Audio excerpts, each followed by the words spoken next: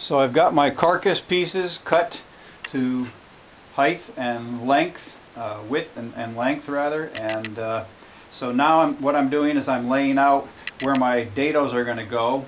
I created a rabbet for the back, and you'll notice that on here I've got it marked top right. I'm telling myself that this is the inside top right, and I've also gone and written top left on this one, which helps keep because they're going to be a mirror image of each other. We don't want to make the same. We don't want to make the same piece. They're going to have to be a mirror of each other, making sure that the rabbet is in the back on that. So I went and I put a nice rabbet in the back with the dado blade on the table saw, and then I went and I did a dado, or excuse me, this is the rabbet on top, and then a dado down here on the bottom. And the way I did these dados was with a 1/2-inch router on my porta cable router, and basically ran those across using the 1/2-inch porta cable jig that we use in the shop, and it works out very nicely. We just simply make sure you put a nice clean line on there, because your jig is going to go on that line, and then get in the habit of putting an X where you're going to be cutting. This is the material that's going to be removed, where the X is. You're going to be able to see it up top here as well. I put big X's here, so I know if that's getting there's my line. Everything above that is going to be taken out with the router, and our side pieces, excuse me, our top and bottom will slide right down into there very nicely. So here's the bottom, there's the top, and here's my 1/2-inch plywood for the bottom. That's going to slide right in nice like that, and that'll be nice and clean out front here. Remember, the back is where the rabbet is, and the front is where that's basically where our face frame is going to end up, and that's going to work out very nicely for us. That's why we used 11 1/4 for the side, plus 3/4 of an inch for my face frame. 11 1/4 plus 3/4 gives me 12 inches, and that's the standard size of the depth of a wall cabinet. So I'll have my 1/2-inch plywood bottom, 1/2-inch plywood top.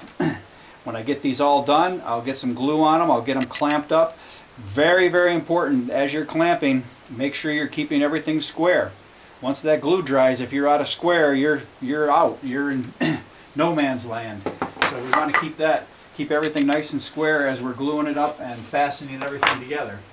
If you remember, on what Norm did is he drilled some holes through here, and then he came back through and ran screws through. But this is nice. This is a nice clean oak finished veneer, and I don't want to have a bunch of screw holes in here. So what we'll end up doing after we get it glued and we get it clamped, we'll go ahead and put a couple of pins in here, and then we'll go ahead and put some glue blocks underneath to tie everything and to reinforce it a little bit better.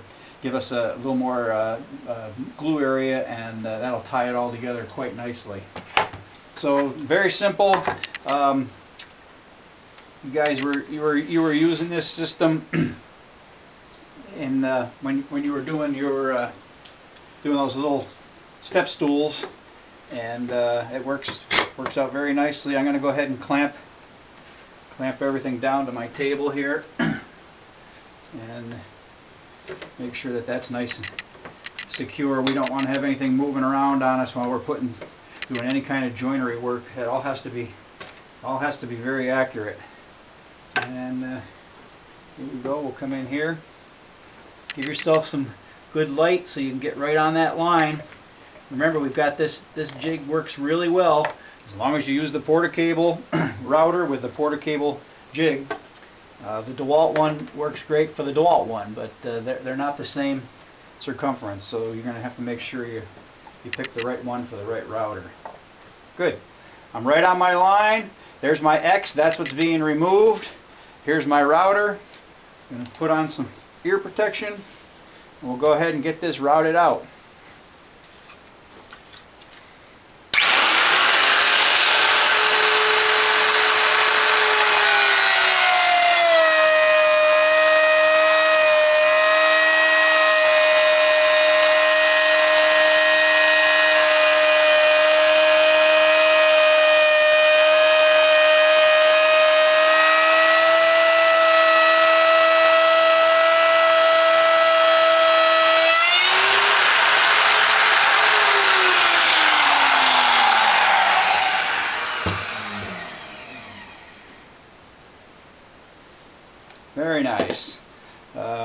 Make sure you keep your bits nice and sharp. And this I had preset the depth to 3/8 of an inch, which is half the thickness of a 3/4 inch piece of plywood. And let's check and see what our 1/2 inch plywood is going to do here. See how that's going to work. That drops right in there, nice and snug. Very nice. Good clean joinery. We'll have plenty of glue here when we clamp that all up. This would be the bottom shelf here. We'll come back in and we'll go ahead and we'll put a glue block in here to reinforce that joint after everything has dried and cleaned up very well. Good deal.